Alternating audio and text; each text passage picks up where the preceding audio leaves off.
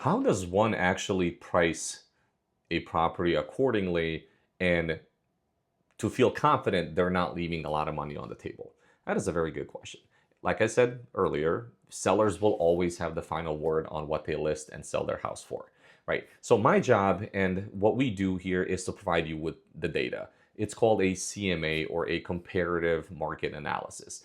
We're going to take a look at your neighborhood. We're going to take a look at your house, your size, bedrooms, garages, and compare them to the neighborhood and the surrounding area, and to see what have similar houses sold for in the past, right? That is not going to give us the exact dollar amount that it will, but it's going to give us a very, very good idea on what that is. Now, I don't want to have this cloud the mind a little bit because we can pull a lot of data, right? We can look at solds, right? That just tells you what have buyers been willing to pay in the recent past for a house. We can look at pendings. So those houses haven't closed yet, but they're in the market. You can compare.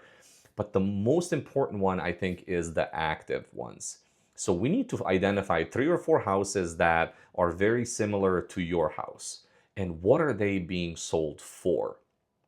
Okay, they're still on the market, so the buyers haven't moved on them yet, right? They haven't written an offer, so they're still on the market. And when your house comes available, guess what they're going to compare it to? The ones that are out there available, because they're looking for value.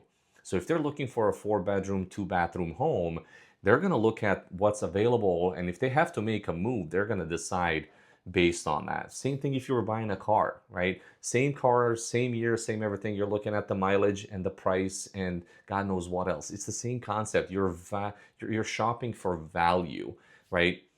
Buyers do the same thing. So emotions, we want to get them out of there, but that's how we narrow the focus down when it comes to the price. But at the end of the day, you hold the cards.